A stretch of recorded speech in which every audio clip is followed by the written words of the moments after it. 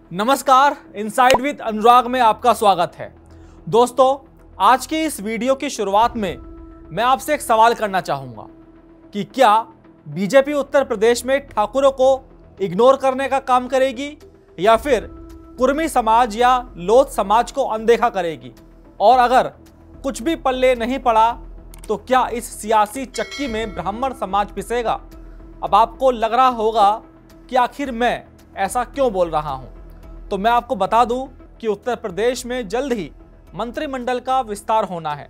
BJP के प्रदेश अध्यक्ष का चुनाव बिल्कुल सिर पर है और 2 साल बाद 2027 का विधानसभा चुनाव है। ऐसे में हर समाज अपनी राजनीतिक ताकत को तराजू पर रखकर भाजपा से सौदेबाजी के लिए लामबंद हो रहा है। इस लामबंदी की शुरुआत ठाकुर समाज के कुटुंब परिवार से हुई थी, जिसके विश्लेषण में मैंने आपको बताया था कि यह जो चिंगारी सुलगी है वो आग बनकर फैलेगी और जल्दी ही दूसरी जातियां भी अपनी अपनी तलवारें मयान से बाहर निकाल लेंगी। और आज ऐसा ही हुआ। ठाकुर समाज के बाद कुर्मी और लोथ समाज ने भी अपनी शक्ति का प्रदर्शन कर दिया है। दोस्तों, इस पूरे खेल की शुरुआत हुई 11 अगस्त को कुटुंब परिवार के नाम पर, जहां क्षत्रिय समाज के 40 से ज़्यादा विधायक और एमएलसी जुटे थे। इस बैठक की सबसे बड़ी बात यह थी कि इसमें सिर्फ बीजेपी ही नहीं, जनसत्ता दल के रघुराज प्रताप सिंह यानी कि राजा भैया और सपा के विधायक भी शामिल थे। इस मीटिंग का मुख्य कारण था मंत्रिमंडल विस्तार और संगठन में फेरबदल।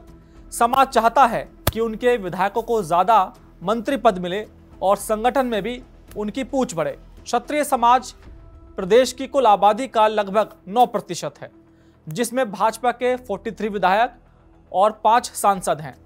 प्रदेश की 94 विधानसभा और 23 लोकसभा सीटों पर यह समाज हार जीत तय करने की हैसियत रखता है और इसी वजह से बीजेपी के लिए क्षत्रिय समाज को नजरअंदाज करना अपने पैरों पर कुल्हाड़ी मारने जैसा होगा। 43 विधायक और दर्जनों सीटों पर सीधा प्रभाव रखने वाला यह समाज अगर नाराज हुआ तो 2027 में खेल पलट सकता है। ये वोटर न सिर्फ खुद खिसकेगा बल्कि अपने प्रभाव वाले क्षेत्र में बीजेपी के खिलाफ माहौल भी बनाएगा। इससे योगी आदित्यनाथ भी कमजोर होंगे, जिससे पार्टी के अंदर अस्थिरता बढ़ेगी। वहीं दूसरी तरफ अगर बीजेपी ठाकुर समाज की बात मानती है तो वो इस बड़े वोट बैंक को तो साथ लेगी, लेकिन इसका सीधा नुकसान ये होगा कि ब्राह्मण और कुर्मी समेत अन्य जातियां खुद को ठगा सा महसूस करेंगी। ये एक ऐसा कुआं है जिसमें बीजेपी जितना उतरेगी उतना धंसती जाएगी। ठाकुरों की बैठक के ठीक अगले ही दिन 12 अगस्त को कुर्मी समाज ने सरदार पटेल वैचारिक मंच के तले अपनी लामबंदी दिखाई। मंत्री, विधायक, सांसद सब एक मंच पर आए और अपनी एकता का संदेश दिया। यह बैठक एक सीधी जवाबी कार्रवाई थी। कुर्मी समाज को लगा कि अगर ठाकुर अपनी ताकत दिखाकर हिस्सेदारी मांग सकते हैं तो भाई हम क्यों पीछे रहें। इसका मुख्य एजेंडा है स्वतंत्र देव सिंह को प्रदेश अध्यक्ष बनवाना। याद कीजिए, 2022 में वो डिप्टी सीएम पद के बड़े दावेदार थे, लेकिन उनको मौका नहीं मिला। लोकसभा चुनाव में भी कुर्मी वोटों में बीजेपी से नाराजगी की खबरें आई थी। उन्हें लगता है कि उनकी ताकत के हिसाब से उन्हें सत्ता के शीर्ष पर प्रतिनिधित्व नहीं मिला है। कुर्मी समाज, जिसकी आबादी 10% से ज्यादा है और वो प्रदेश की 160 विधानसभा सीटों और 32 लोकसभा सीटों पर एक निर्णायक भूमिका में है। इन्हें पूर्वांचल और मध्य यूपी का किंग मेकर भी माना जाता है। अब ये बैठक उसी नाराजगी को भुनाने और दबाव बनाने का एक बड़ा जरिया है। कुर्मी एक बहुत बड़ा ओबीसी वोट बैंक है, जिसे बीजेपी ने बड़ी मेहनत से सपा के खेमे से तोड़ा था। अगर ये समाज नाराज होता है तो इसका सीधा सीधा फायदा अखिलेश यादव को मिलेगा। 160 सीटों पर प्रभाव का मतलब है कि इनकी नाराजगी बीजेपी के लिए 2027 में निर्णायक साबित हो सकती है। अगर बीजेपी स्वतंत्र देव सिंह को अध्यक्ष बनाती है तो वो कुर्मी समाज को साध लेगी, लेकिन इससे लोथ समाज के दावेदार धर्मपाल सिंह और उनका समाज सीधा सीधा नाराज हो जाएगा। इस जातीय शक्ति प्रदर्शन की तीसरी कड़ी बने पशुधन मंत्री धर्मपाल सिंह।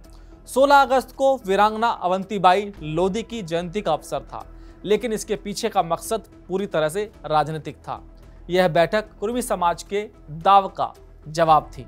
जब प्रदेश अध्यक्ष पद के लिए कुर्मी समाज ने स्वतंत्र देव सिंह का नाम आगे किया तो लोध समाज को अपना दावा कमजोर पड़ता दिखा।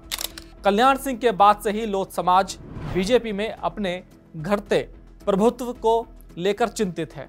यह बैठक अपने वजूद को बचाने और यह याद दिलाने के लिए थी कि अगर हम बीजेपी के लिए वफादार और कोर वोटर हैं तो हमारी अनदेखी नहीं की जा सकती। लोध समाज, जिसकी आबादी 1.25 करोड़ के करीब है, रुहेलखंड और ब्रज क्षेत्र की 70 विधानसभा और 12 लोकसभा सीटों पर इनका एकमुश्त वोट खेल बनाता है और बिगाड़ता भी है। अगर लोध समाज खुद को उपेक्षित महसूस करता है तो हो सकता है कि वो वोटिंग के दिन घर बैठ जाए। 70 सीटों पर यह चुप्पी ही बीजेपी का खेल बिगाड़ने के लिए काफी होगी। अगर धर्मपाल सिंह को अध्यक्ष बनाया जाता है तो लोध समाज खुश हो जाएगा, लेकिन कुर्मी समाज इसे अपने अपमान के तौर पर देखेगा और उनके छिटकने का खतरा बढ़ जाएगा। अब सोचिए, दिल्ली में बैठे नरेंद्र मोदी और अमित शाह इस पूरे तमाशे को कैसे देख रहे होंगे। बीजेपी जिस एक नेता, एक निशान, एक विधान के सिद्धांत पर चलती है, ये बैठ के उस सिद्धांत पर सीधा प्रहार है। ये पार्टी के अंदर जाति की प्राइवेट सेनाएं बनाने जैसा है। ये उनके सोशल इंजीनियरिंग फॉर्मूले का फेलियर है। बीजेपी ने बड़ी मेहनत से पिछड़े, दलित, स्वर्णों को मिलाकर एक हिंदू वोट बैंक बनाया था। अब ये नेता उसी वोट बैंक को तोड़कर अपनी अपनी जाति के हिस्से निकाल रहे हैं। ये बीजेपी के लिए एक चक्रव्यूह जैसा है जिसे खुद उसी के नेताओं ने रचा है। सूत्रों और अंदरूनी खबरों के मुताबिक दिल्ली में बैठा आलाकमान इस पूरी स्थिति को देख रहा है। उनके लिए यह अनुशासनहीनता भी है और एक चेतावनी भी। वहीं मुख्यमंत्री योगी आदित्यनाथ के लिए यह एक दोधारी तलवार है। एक तरफ उनके समाज का समर्थन उन्हें मजबूत करता है, लेकिन दूसरी तरफ अगर हर जाति का मंत्री और विधायक ऐसे ही गुटबाजी करने लगा तो सरकार चलाना लगभग नामुमकिन हो जाएगा। सवाल अब ये नहीं है कि मंत्रिमंडल में किसको जगह मिलेगी, सवाल ये है कि क्या 2027 का रण क्षेत्र सबका साथ के नारे पर लड़ा जाएगा या फिर जातियों के अलग अलग अखाड़ों में बंट जाएगा। और बीजेपी अपने ही घर में पनप रहे इस गृह युद्ध को कैसे संभालेगी। क्या वो किसी समाज को इग्नोर करेगी या फिर सबका साथ सबका विकास जैसा कुछ नया मास्टर स्ट्रोक लगाकर आलाकमान सबको साधने में कामयाब होगा।